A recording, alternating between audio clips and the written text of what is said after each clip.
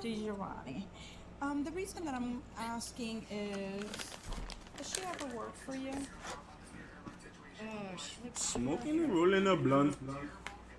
Rolling a blunt. She did? I tried to help her. What do you mean you tried to help her? What do you When she mean? first moved here, she worked for us, and You know, when would that... For 8 Has Kyra texted you back? I don't want to talk about it. How's the map test? Yeah. Right there. So branches indicating the suspect's vehicle. So I'm just concerned that we could lose video evidence that might be in the area. Captain and I showed the captain to the car and all that, and he said, "All right, I'm leaving the scene, and I'm hitting every business, starting with bars in the area.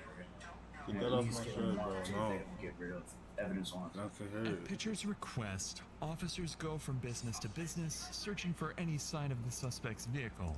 One missing a black 3x8-inch piece of bumper and showing damage consistent with hitting branches, as well as any indication of a possible daylight abduction.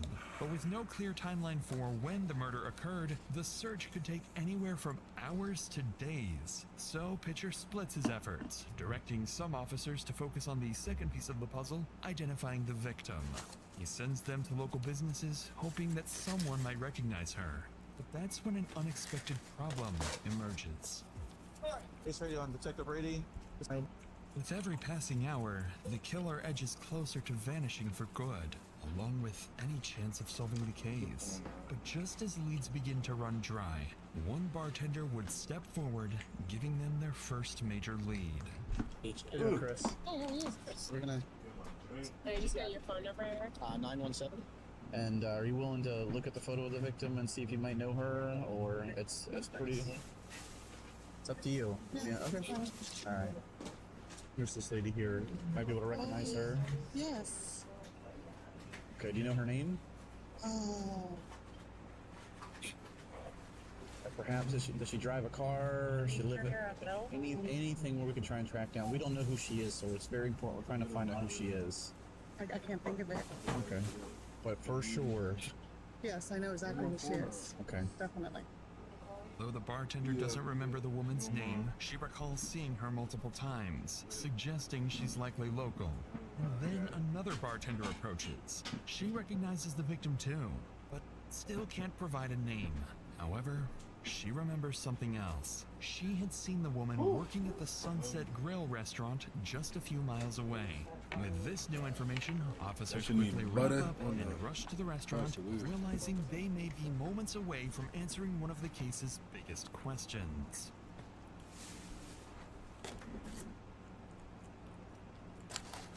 How are you? Hi, I'm Stephanie. Detective Rosa Giovanni. The reason that I'm asking is, does she ever work for you? Oh, she looks familiar. Yes. She did? And I tried to help her. What do you mean you tried to help her? Well, when she first moved here, she worked for us, and You know when that was, more or less? I have all the dates at That my would be great. house. And I feel so bad about what happened to her because I really. Finally, officers have a name. 51-year-old Michelle. But when detectives check for a missing persons report, they find nothing, leading them to assume the victim has no close family. That is, until her employer reveals something that makes her death even more tragic. She told me, she was from, is it Wisconsin or Minnesota? Wisconsin. I have all her info where she was from, I think. And she had a family. I knew she had children. And, ex-husband, she didn't have custody of her children. But she told me she used to be like a therapist, too. And she goes, I know better. I shouldn't be taking these pills and stuff. And I said, well, you need to get straightened up because I'm going to have to let you go. But she did talk always. Reviewers. I don't know her children. I never met her, but she always talked to them. I don't know how old they were. She always talked about going back. And I know our children must be devastated. If you talk to her kids or anything, just tell them that, She was in wonder. She had a good heart. She did. That's basically what we're trying to get for her kids, you know. She did, and I always thought that too. I thought, God, I wish her kids knew that I really liked her. Thanks to her employer, officers are able to get into contact with several of Michelle's family members in Janesville, Wisconsin. All of them describe her the same way, kind, with a good heart. But after moving to Florida, she lost contact with them. This information is immediately relayed to Detective Pitcher, who now has one question left to answer. Who is her killer? And that answer may be closer than they think. So, all right, I'm going to send a picture of this car part to a buddy of mine who's in narcotics. He is extremely good with cars. She literally sends him this little bit of what turned out to be a bit of a fender. He comes back. First thing he sent a text. All right, it's going to be from a van, full-size van like this. Within 15 minutes of that, he sends a picture and says it's going to be this type of van. That picture he sent actually ended up being the exact same color, everything as the van, stuff like that, like to the T. But in my mind, I'm thinking, number one, 50% chance it's actually going to be the suspect vehicle. Being able to match that to vehicle, yeah, probably not going to happen. Naturally, Detective Pitcher is skeptical. Yeah, they're checking them He cameras. still relays this information to That's my officers drink, baby. going through CCTV footage. And to his complete surprise, after 6 hours of finding nothing of value, they're about to stumble upon something big. I don't know how to download it from the system, but he's fixing to go past here in just a minute. Anything else from us? No, bro. I'm just going to find this vehicle and then try to click this. I found him. He's right here. Office Max is a ripoff. Right there. At last, I eat another they one. spot what they believe to be the suspect's vehicle. A black and silver Dodge conversion van, visibly damaged, Yeah. with pieces missing. Not really And though. once they run its license some plate, reason, I don't detectives know. can begin reconstructing the killer's movements, piece by piece. We have got to the point where literally anybody build a fully working app without knowing how to code. This is Base 44. This is a first look at the current industry-leading AI builder, and you wouldn't believe. He's gonna go by, I'm sure. There he goes, right there. Yep, 1207. He will let you, yeah. That's the van right there. There it is. Yeah. All right, 1240. He had to stop somewhere. 1239. What we get from Alfredo's? Alfredo's was 12:08:23. So that's 4 minutes. 4 minutes and 17 seconds. You gotta stop somewhere quick. 4 minutes 17 seconds. We wasn't sitting in traffic. 4 minutes. That's a big. So where can he stop between Fredo's? Great ones. Or if he came in here. As officers piece together the van's path across town, it suddenly disappears. Somewhere near Kmart Plaza on US Highway 1, just over 3 miles from where the body was found. While officers search for additional camera angles around the last known location, investigators run the van's registration. And that's when they discover something deeply concerning. The van belongs to 58-year-old Stephen Matthew Wolf, a man with a long and serious criminal history. Actually, the one thing, I can't remember if it was a juvenile record that was sealed and they had to go a little bit further to find it out whether they read. But he had a murder at a young age. So immediately I had someone getting on the phone for me and contacting that police department. Let's get details on this and that. And it was this 90-year-old man that he and a couple of his friends robbed, and he decided to kill him. So the minute you find stuff like that out, you're like, all right,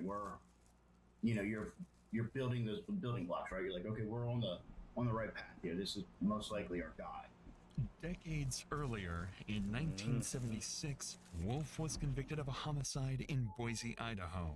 At 15 years old, he and 3 others murdered a 78-year-old man named Enrico Flori, a robbery-motivated killing that landed him 15 years in prison. The case gained nationwide attention when, in 1977, Stephen escaped from the Ada County Jail, sawing through a bar on the 4th floor and climbing down using bed sheets and conduit. He remained on the run for 6 days before being recaptured.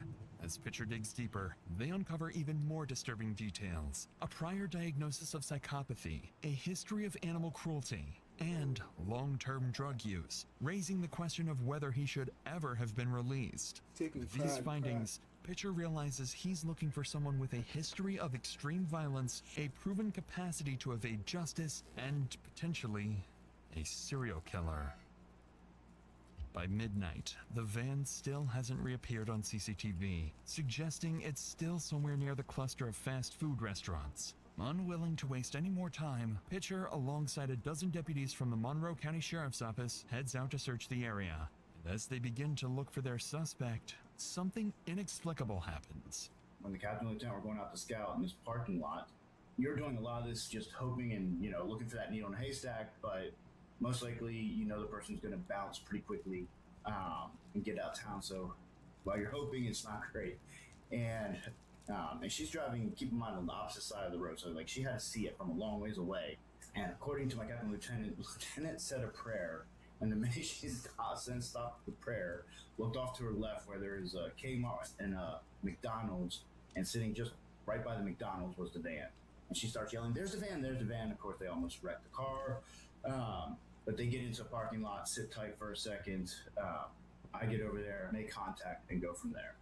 To Pitcher's surprise, they spot it. The black and silver van, parked between a Winn-Dixie and a McDonald's. Approaching from multiple directions, officers surround the parking lot, carefully ensuring no bystanders are in harm's way, with Pitcher meticulously guiding the operation. And as officers inch closer, they brace themselves, knowing a dangerous killer could lash out at any second.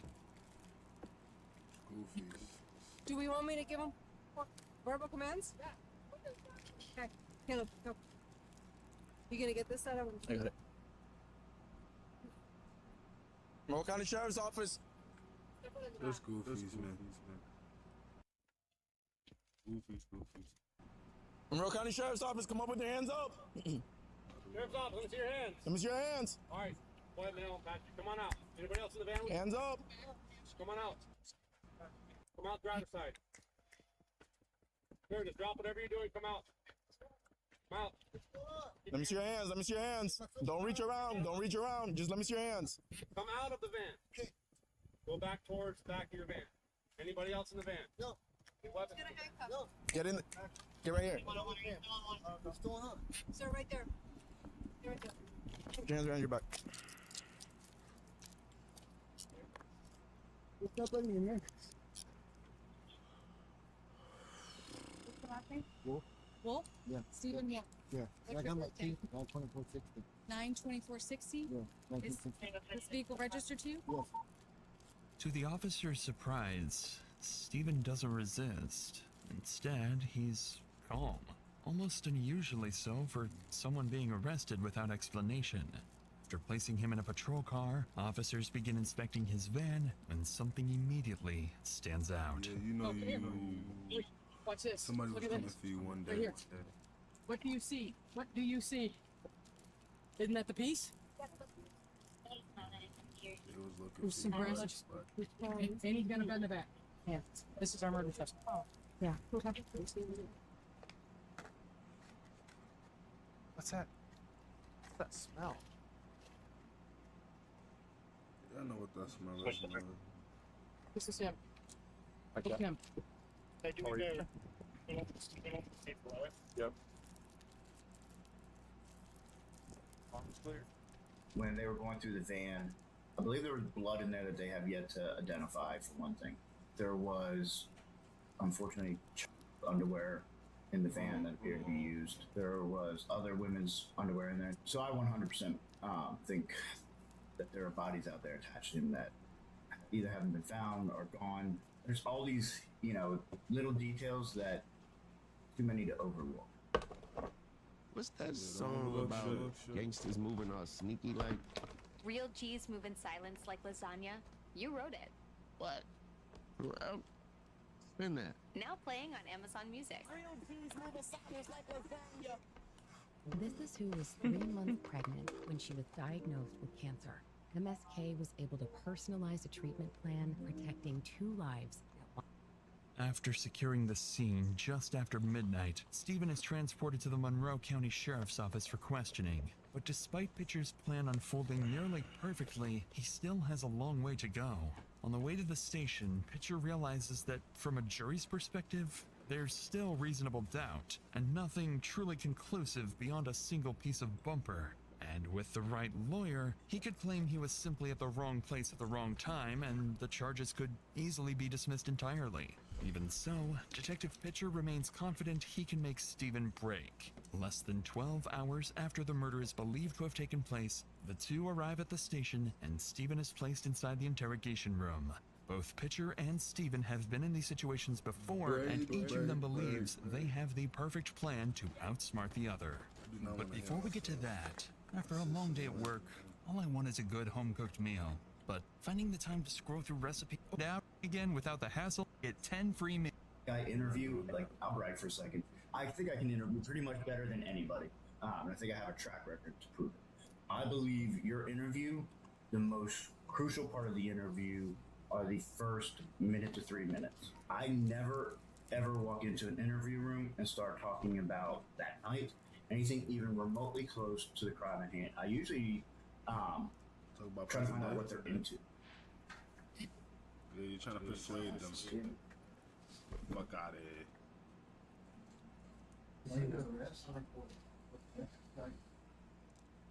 I need to be entertained, alright? Before I can talk to you about seeing I got anything. Yeah, well, that's alright. I'll let you have this for a minute. Alright, well, here's the deal. We have some questions about yesterday. Maybe you can walk me through it. Tell me about the day yesterday. Just walk me through the day if you would. No, I'm curious when we're talking police car from here, he says something about pocket cut. Yeah, I was looking for a place to sleep. I used to go there and sleep in the house or going back, but I couldn't get in there. That's how the damage to my car was. That's when I did that. So you did that? Yeah. What time was that? I almost got stuck. What time was that? 3:30ish, I guess. I don't know, this afternoon. It was all sand, washed out, trees were overgrown. I said, and I started back down the road. I said, shoot. I don't scratch it all up. I didn't even know I heard it until I got to the library and walked out. I said, God dang it, look at the shot. It was already trapped. So you try to back out on that side? Yeah, I wasn't no turned around. You can't, that thing turns like a ball. I couldn't turn around. I almost got stuck. As Stephen calmly explains, he damaged the vehicle while turning around, searching for a place to sleep. But what catches Pitcher off guard is this. If Stephen is responsible, he's just placed himself at the scene of the crime for reasons Pitcher can't yet explain. So, Pitcher searches for something more concrete, something incriminating. But what he finds would come as a complete surprise.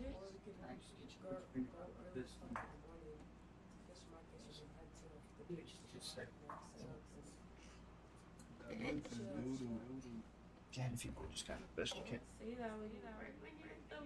And it's gonna be a lot harder, but flip them up a bit. That was a lot easier for you than I thought. What's that? Just any kind of marks. I got no marks, no scratches, no nothing. Good deal. You got two, I got two. What's your name? I know you got tattoos. It's good. Why don't you get them done? I got them down in prison, Idaho. I know. It's 15 years old, got trouble, got a homicide. Lay down for 15 years. 2.5 years. It's a long sad story, but it happened. I left that Indian in there, brought out her daddy. Okay, you guys 1 second. You do whatever you need to do, let's get this done. Everyone's doing it. Appreciate it. Big flag.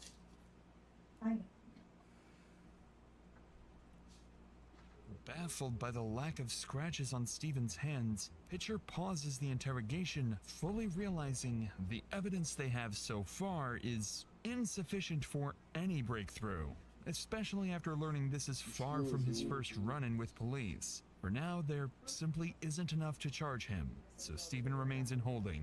Investigators know time is against them. By tomorrow, they need something concrete because without it, they won't be able to hold him much longer. But little do they know, Stephen is already preparing a strategy for their next conversation, one he believes will let him walk away completely free.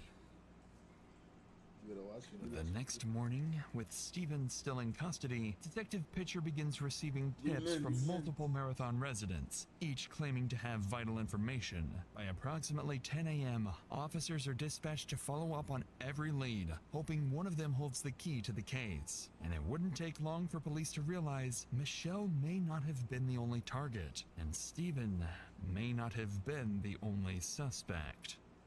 Okay. My name is Jennifer. Hi, Jennifer. How are you? Good. Okay. I have a cousin. Man. How you doing? All right. Good. We have a little bit Nice of to meet you. information that you might be interested in. Okay. Okay. I have a cousin of mine that I just found out today was with in the mail, I guess, who He was in the van. he was in the that van. night. All right, go ahead. Hey, Greg. How you doing, Hey. What happened today was, I went to the house, I saw Frankie and everybody in the day. I did about it, Frankie goes, yeah, he goes, I was in his car the day before, gave me a ride to, I guess, down the store or something like that. I said, wait a minute. I said, Frankie gave you a ride? I said, you were in that van? He goes, yeah. I said, because your fingerprints are probably in that van, Frankie. And I said, if you don't go talk to somebody. They found a fingerprint. Exactly, and that's not going to look good for you. Afraid of being implicated, locals begin coming forward, bringing new information about Steven. They reveal he wasn't alone the night before the murder. Just hours before the woman was killed, he had been driving around town with 2 other people in his van, and one of them is about to show up to speak to the detective. There is a lot about the job that isn't actually that fun that I have now automated away almost entirely. One of them is kind of a different type. Hey, Tracy. How are you? Good. I'm sorry. Everybody knows me here. Yeah. Rookies, of course. Well, I don't know yet. So you were in the van with Frankie and...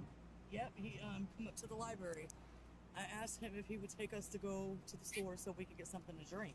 Okay. Is what the hell was said. I've known him for a little while now. Oh, okay. I never thought that he would do some off the wall, excuse my language, like this. Yeah. Okay, I am shocked. I am floored, all right, to be honest with you. Right. What if this happens to me? It Yeah, could we don't have want it been. to happen to anybody. And that's why I want everybody to come together and see if we can Well, get like I told one of the deputies that know me, I said, listen, I'm just either sleep over here at the library or else I'm gonna sleep on y'all's doorstep over here. Thanks to Tracy, officers are now able to about piece to together cry. Steven's movements leading up to the murder. But before the detective leaves, Tracy would go on to mention one more name. Terry, a close associate of Steven. Officers immediately recognized the name. After confiscating Steven's phone, they discovered a 5-minute call with someone named Terry just hours before the murder is believed to have taken place.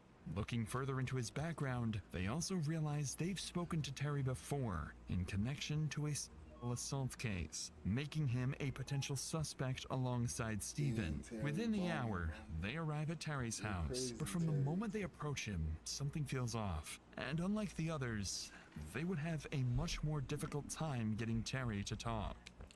Hi, how are you? No, I just need to talk to you about Michelle. Oh, Please. pulling up. Please. We know you didn't do it, man. No, you didn't do it, honey. You You're hiding. friends with her, that's all. We just want to talk to her friends. Put down a cross for. Did you? I know. That's all. We just want to talk We to her just friends, wanna man. talk- That's it. No, listen. Look at Terry, this dude. we just want to see. When was the last time we saw her, Terry? Take a seat. Take a seat. No, Terry, I ain't got listen. nothing You're to not. say. No. Yeah, you're not. because I done been through this with you before when they tried to get me. Yep. Terry, let me talk. You don't have to talk to you. I'm not saying. And Michelle close to me. I don't want to talk. Terry, Yep, Terry, yep. just listen for a second. I don't want to talk. I Terry, want to talk. just listen for a second, man. Listen for a second. I'm not listening. All we know is that last time Michelle was on the 17th. We're trying to track down her timeline, man. I don't know. If you cared about her, wouldn't you want to help us? You can't tell me who I cared about and all that. I'm not talking. The guy who did it, I don't even want to talk about Michelle, bro. Okay, I'm not trying to be mean, but I know how y'all do. Just like with the man. Oh shit. When I didn't do it, so no, I ain't shit to say, man. When detectives question Terry about Michelle, it's clear he doesn't trust them and has no intention of cooperating. But then they changed their approach, mentioning something designed to make him think twice. So did you know Steven? I don't know nobody. Really? Why'd he call you then? I don't know. You might want to Really? get a Because lawyer. you talked to him for like 5 minutes on the day he murdered her. Just get a lawyer, bro. You talked to him on the day he murdered Michelle for like 5 minutes. What you say? Okay? Okay? But I talked to him and all this. I don't care what you say, miss. I don't care. I don't really care what you say either. The phone records prove it. To me? I don't care then. So what did you talk to him about? I don't know what you're talking about. I don't even remember talking to him. You don't All remember I talking know, to him? listen, Okay. miss. The dude didn't like Michelle. Listen, he always miss. me and him got into it over her. Okay? Michelle was a close friend. If you go down there underneath the Backcut Bridge where she supposed to got killed or whatever, I put a cross down there for her. I appreciate it. Honestly, you seem like the first one that we've talked to that's really cared about. Okay. Okay. I didn't like Wolf. Okay? Why not? What you mean, why not? He always threatened her, man. He was always threatening her? Every time I seen them, they was fighting, fussing. Were they in a relationship? I don't. Listen, miss. Michelle stayed in his van. She used to sleep with this guy in his van. I used to get mad when she used to be with him. I'm not on no streets. I changed my life after that shit. And I talked to Wolf 5 minutes before she got killed. All that shit, that's bullshit. Okay? But for anything, if I can get my hands on him, I hurt him. Finally, once they get Terry to talk, detectives uncover a direct connection between Steven and the victim. Michelle had allegedly been staying in Steven's van, and Terry makes it clear he didn't approve of the two being together. Now, detectives realize the man in front of them may be the key to incriminating Steven once and for all. That's all I'm saying. If you want to know the truth, Terry, you just helped us a lot in being able to make that happen. What I'm still saying, B, the guy, she used to sleep around with this guy. Okay. Okay? This guy used needles. She told me that he tried to get her to shoot dope one time. Okay? Him and Michelle done had altercations. Okay? Yeah. When I found out Michelle was dead, dog, and you gonna ask my boss man, it killed me. You know what I'm saying? I am sorry for your loss. Okay, it's not my loss. It's It just is- that she was it a is your loss. friend, She was a and friend. she stayed on the street, man. And I done been on the streets. But for his Wolf, if I had a way to put my hands on him, I would. Okay? I put my hands on him. I do the thing to him. The phone records. Put my hands on him. Where I was talking to him, you can't see but me cussing him out. Hey, Terry. You. Thank you, Terry. Seriously. Seriously. Thank you. Seriously. And I did that girl, man. Thank you. As Terry breaks down, detectives begin to believe he's telling the truth and that he is indeed one of Michelle's few genuine friends. After wrapping up the interview, they return to the station and relay their findings to Detective Pitcher, who, for the past 12 hours, has been sleeplessly studying Steven's profile when he uncovers something interesting about Steven's experiences in jail. Talking about his time in prison, things came out that, number one, he has a hatred for women. Somehow I think it stems from his mom, but I still can't quite place it. He went into great detail with me about when his mom was sick, how she couldn't do anything. And like very disturbing that a normal human being, normal person in a conversation isn't going into detail about these kind of things. That's a red flag. Obviously, with a lot in prison, he goes, I figured out a way around it though.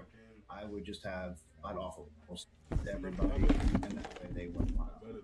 Yeah. All of that is putting together a pretty good picture of who this is, and we have the right guy.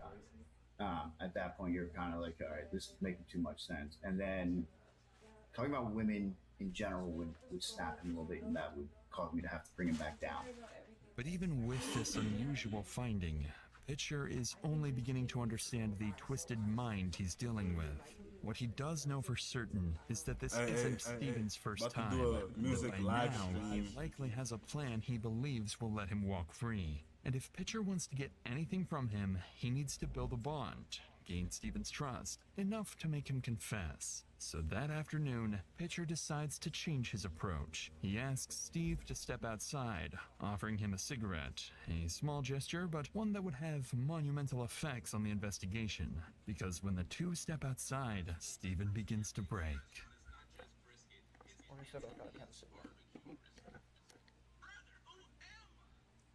Being charged with homicide, man. I know you are, and I know that seems scary as hell. I've been through it before as a child, but I remember it well. Things are different in some instances between what happened when you're 15 and what happened now. Somebody died. I know. This difference is that somebody died, but it wasn't at my hand. Steve, you made a mistake. I know. I didn't do this. Steve, I know you. Oh God, here. Okay, listen. You made a mistake. I didn't kill her. Her boyfriend killed her. What happened? They fought. I didn't. Nobody. They were having though in the back of my bed. Okay. And they fought. And I just kept driving. Said, "Come on, guys, calm down, quiet down." I don't know their names. How did you have them back? I picked them up. Where'd you pick them up? Walmart. They wanted to come to the keys. Oh, Matt. Steve, come on, man. I don't know what to do here. We gotta keep going. We gotta keep going. We're gonna get this. I did not do this, but we gotta work it out together. It up. I helped him get rid of her. All right, but we can work through this, okay? This isn't the end of the world. He walked away and he was gone, and I was like, Jesus, what am I gonna do? Just what you doing on there? He's fucking up. EVE Online is a vast universe, alive with the unrelenting activity and combined history of its players. Pursuing lives of adventure, warfare, and prosperity, they share this existence in the biggest single shard. Steven's trust enough to make him confess. So that afternoon, Pitcher decides to change his approach. He asks Steve to step outside, offering him a cigarette, a small gesture, but one that would have monumental effects on the investigation. Because when the two step outside, Steven begins to break. Yeah, you're gonna break, buddy. Not I, though. Not I. I know you are, and I know that seems Not for a scary cigarette. as hell. I've been through it before as a child, but I remember it well. Things are different in some instances between what happened when you're 15 and what happened now. Somebody died. I know. This difference is that somebody died, but it wasn't at my hand. Oh man. Steve, you made a mistake. I know. I didn't do this. Steve, I know you. Oh God, here. Okay, listen. You made a mistake. I didn't kill her. Her boyfriend killed her. Who's her boyfriend? What happened? They fought. I didn't. Nobody. They were having though in the back of my bed. Okay. And they fought. Why would you have a relationship? And I just kept driving. Said, "Come on, guys, calm down, quiet down." I don't know their names. How did you have them back? I picked them up. Where'd you pick them up? Walmart. They wanted to come to the keys. Oh, Matt. Steve, come on, man. I don't know what to do here. We gotta keep going. We gotta keep going. We're gonna get this. I did not do this, but I'm guilty of covering it up. I helped him get rid of her. All right, but we can work through this, okay? This isn't the end of the world. He walked away and he was gone, and I was like, Jesus, what am I gonna do? Despite being prepared for something new, Detective Pitcher is clearly taken aback by this version of events. Steven insists he didn't kill Michelle, but admits to helping cover it up, claiming the real killer was her ex-boyfriend. At first glance, the story feels completely fabricated, a last-ditch attempt to deflect blame. But then, something clicks. Pitcher recalls combing through Michelle's social media and uncovering a troubling detail: an ex-boyfriend. Persistent, unwanted, and openly harassing her online. Still unconvinced and questioning why Steven is only bringing this up now, the two return to the interrogation room as Pitcher prepares to press him further. Can you do your best to describe him? You said he had. He's got what? Go ahead, head to toe, everything you can tell. Long khaki shorts. I don't know what kind of tennis shoes. No socks. Okay. Flowery type of shirt. Flowery type of shirt. No pants in it. And scruffy. His hair doesn't touch his shoulders, but it's close. It's straight as an arrow.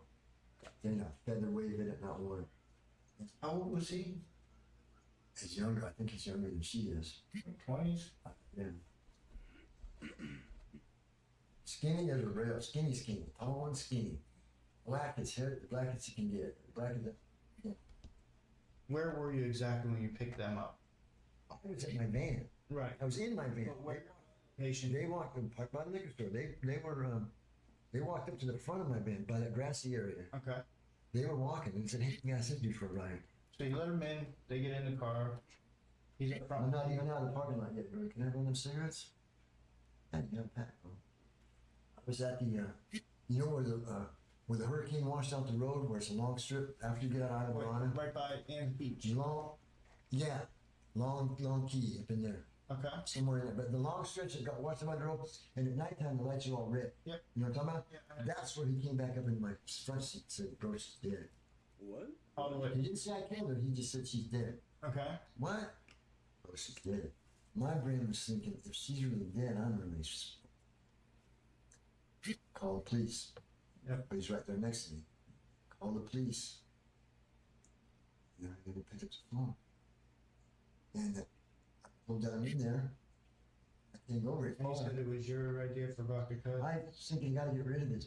Gotta get rid of both of them. Get her out of here now. And he jumped out. He pulled the door open. He pulled her out. I heard her.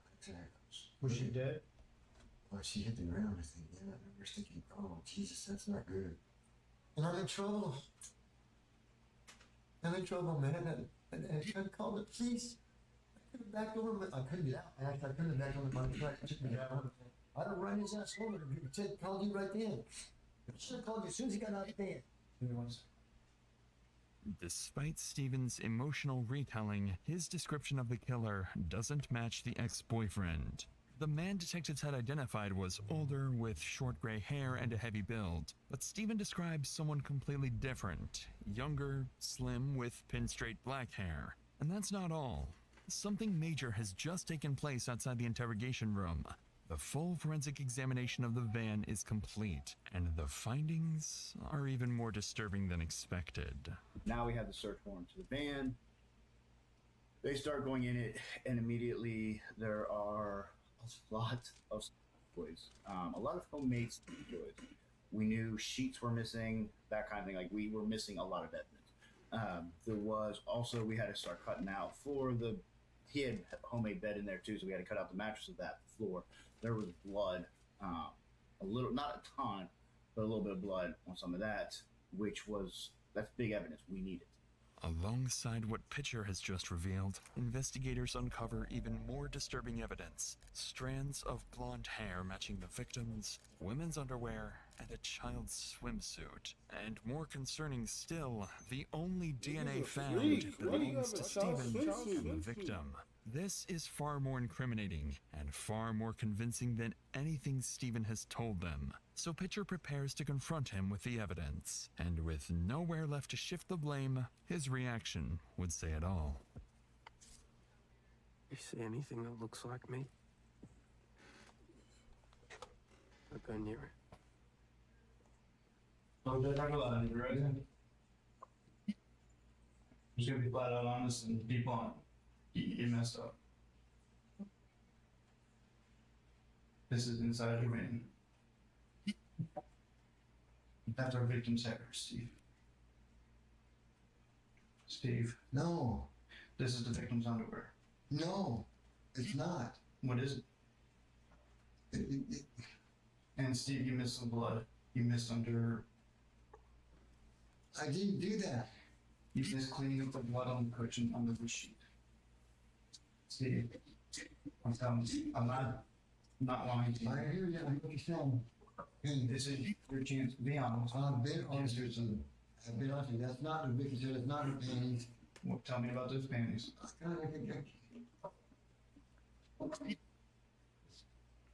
You know. Oh, geez, you're going to tell them they lie. If I tell you who they are, you're going to tell them, and then they're going to know that happened. Oh, Steve, right now you're looking at murder. You get okay, right. There's Susan. There we have Susan's door. Susan who? That's Jerry's wife. Why do you have? She got sometimes. You spit? Put them once and they were dirty, and I put them in there. What? Okay. And the hair. Dirty. I don't have no idea. And the blood under there. No, no, I don't know anything about it. There's no blood in there that I'm worried about. There's I'm telling you, there's blood. And this is overtime. So now I'm not I'm not primary, I'm a suspect. So I don't know, okay. Steve, I'm gonna put this as bluntly as I can. Yes, no. I'm gonna very harshly. You murdered. I did not. I did not. This shift in the detective's demeanor clearly catches Stephen off guard. Up until now, he believed Pitcher was someone he could trust. More than that, Pitcher believes the bond between them has gone beyond a typical detective-suspect relationship. Like one of the disturbing parts of the interview, which this just made me mind of, is I put my hand on his shoulder at one point. Like one of the phrases I used with him a lot that, once we had that real comfortable level was, this isn't an if type situation. This is, I need your why. What happened? Like, you're obviously a good person. Why did this happen? And so at one point, he was getting worked up, sad wise that he knew he was in trouble. I put my hand on his shoulder. And he goes, yeah, I don't let people put their hand on my shoulder because of prison. And so I immediately threw it off and said, I'm sorry. He says, no, I like it when you do it. And I was like, that was one of the key moments. It's like, okay, well, he's now looking at us being in a relationship. Like he has feelings for me in terms of that. He was putting me in his mind in an awkward position to have to testify. Like, I don't know if part of him thought that I had feelings for him, and that he was putting me in an awkward position, making me testify against him. I've never even come close to having anything like that happen before. As Pitcher explains, this unusually strong bond is both beneficial and detrimental to the investigation. Although Stephen appears to want to be honest, he seems afraid of hurting Pitcher's feelings. But unbeknownst to Stephen, that bond is entirely one-sided, because Pitcher is about to confront him with even more evidence he failed to cover up. Can you explain the blood on the cushion under the sheet? No. My leg, I guess, but I know. So I'm going to go to jail for homicide? I will check with the state attorney, but as of right now, I'm afraid that's... Oh, geez, guys, I'm not the guy. What? Okay. Can I, let's backtrack. I understand this does not look good. Because you were at the crime scene. We have you at the crime scene. Because you wrecked. Yeah. And then you didn't report the wreck. But there was minor damage, I get that. Issue there. Then we have you come into the library using a dumpster where there's blood in the dumpster. And you told me you put trash there. Yeah. And then we search your van, which you say nobody has been in that van besides Tracy and Charlie. And that was a couple days ago. And the hair doesn't match that. I don't know what you guys are talking about. I'm here. Monroe County Sheriff's Office.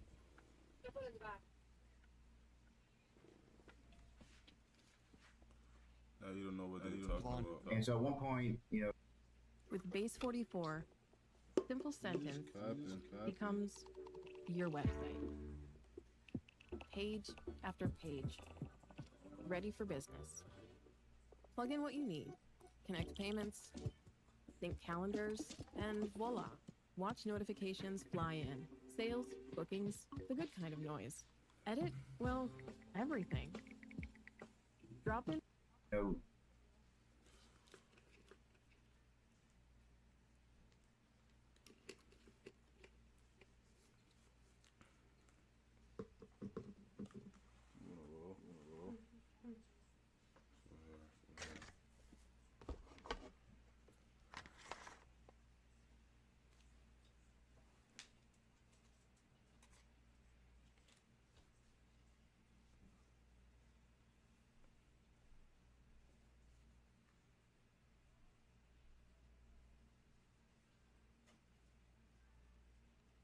he was getting worked up, sad wise that he knew he was in trouble.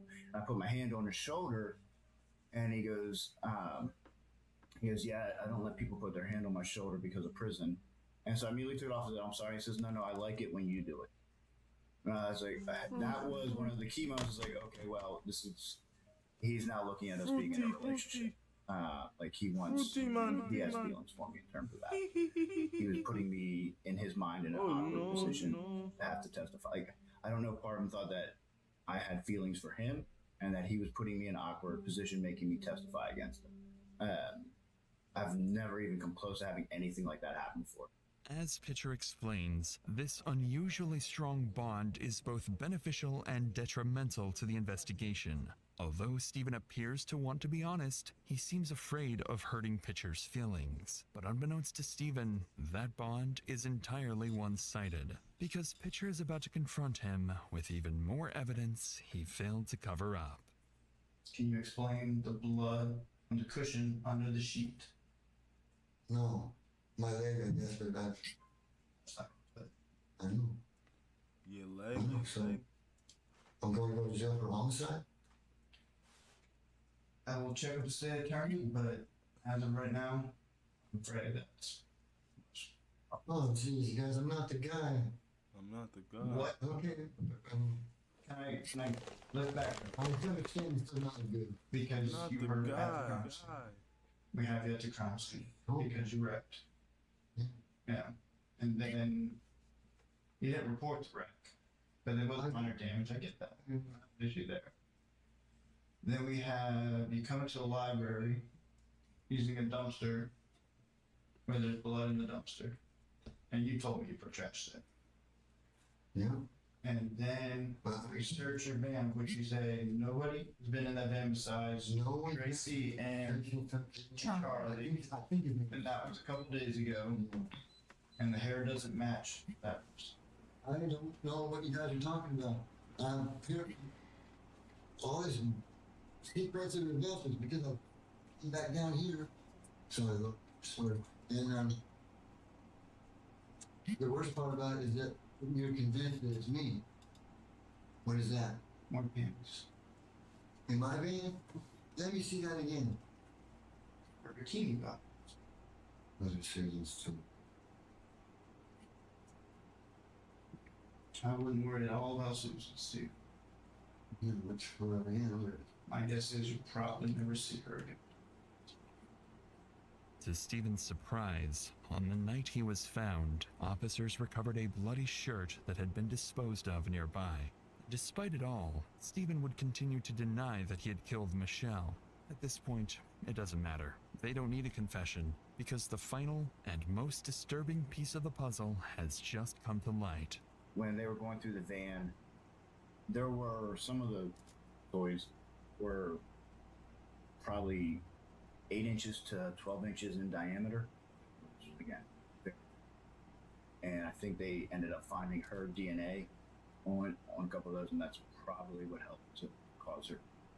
The strangulation was probably like not, most likely not what killed her, but that he would strangle her, let her in and out of conflict. Just torture is the best way to describe it. Probably,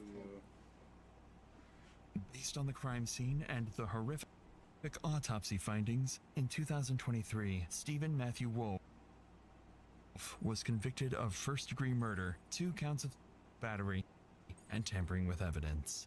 And in the end, he was given the only fitting sentence for his crimes. That's kind of, I think, what did him in. Like, that's that whole situation where he knows, like, even in the interview, he brings up the death penalty and that I'm going to get the death penalty for this. Yeah, so maybe the first time in Florida, if not, it's only been 1 or other 2 times where every member of the jury believes he should get the death penalty.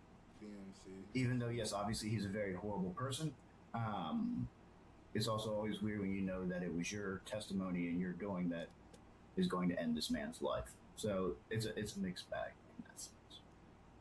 Like, even the things like the touch on the shoulder, like, as dumb as it sounds, that to him, that's, oh, this guy cares about me, you know? He really does like me, as crazy as that is. You mentioned that there could be more victims tied to this guy. Do you personally think that he could be like a serial killer with more unsolved murders connected to him? So I 100% think there. I'd be willing to bet a lot of money that there are bodies out there attached to him that either haven't been found or gone. He was a homeless guy who lived in this van, and you have long periods where you can't even say where he's at. He was skeptical on telling us other locations, kind of thing. Everything just pointed. I mean, we even had when they were going through the van. I believe there was blood in there that they have yet to identify, for one thing. That didn't come back to either one of them. There was, unfortunately, underwear in the van that appeared to be used. There was other women's underwear in there. Now, granted, he had stolen underwear that we found out from somebody else, but there's all these, little details that too many to overlook. As Pitcher finishes recounting one of the most disturbing cases of his career, 6 years after Michelle's murder, he is now retired. But the weight of what he uncovered leaves behind questions that were never fully answered. In terms of this type of crime and the brutality, this one head above all the rest. And I've definitely had some interesting ones in my career. I'm in the process of writing a book. Actually, I did undercover work that I can say legitimately nobody else has done. First year, I spent 2 years About to react to this video. and was asked to infiltrate a domestic terror group. Had everything from being interrogated for 8 hours to shooting with a psychopath who I was positive was going to kill me one day, and who also happened to be my best friend, and hated police. My echo in the mic though. This the video. When criminals are smarter than the police.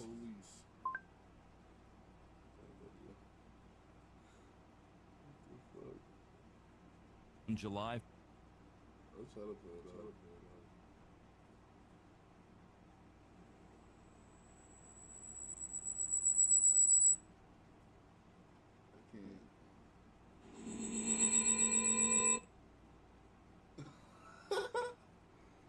What the? Oh nah. Nah. That shit sound like echoes.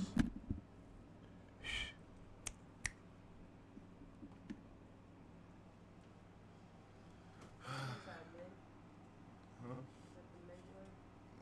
I don't even know. It's not even enough. It's fake enough. I'm not going nowhere.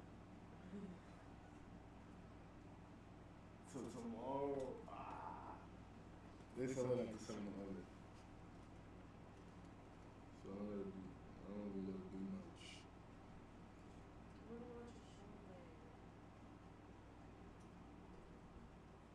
On July. I'm doing this.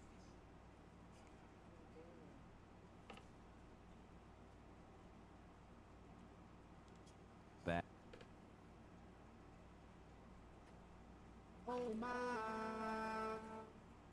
Oh my gosh. Yeah, no, babe, no. Yeah, Better? don't get shit. Nah. I refinanced my student debt with SoFi, and this is Ask Members at Bag and a half unzipped and saw the driver shaking badly. He wrote down his name but gave a fake birthday, so the trooper used the fingerprint scanner. The moment the real identity popped up, the driver sprinted to the Maserati, fired up its 425 horsepower, and launched onto the interstate. What?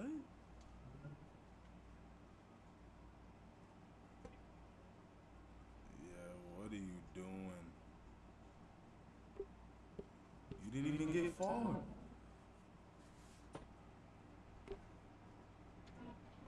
nah.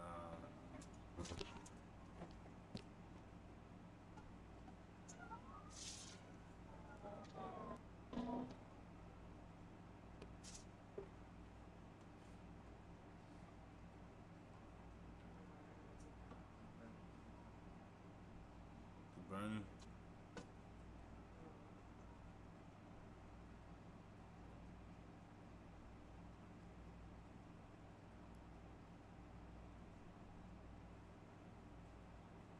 can. You want me to?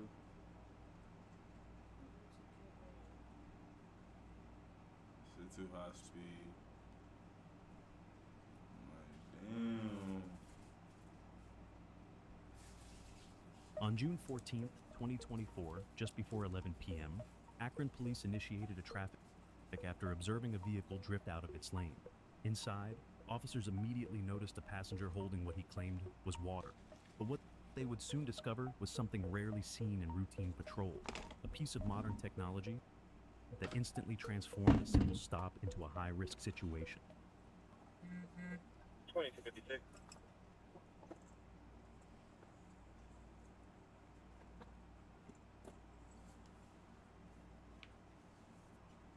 Let's restart this. Can you roll down the back window, please?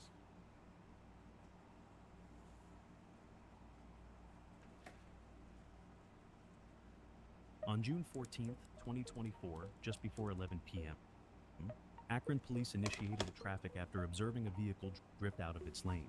Inside, officers immediately noticed a passenger holding what he claimed was water. But what they would soon discover was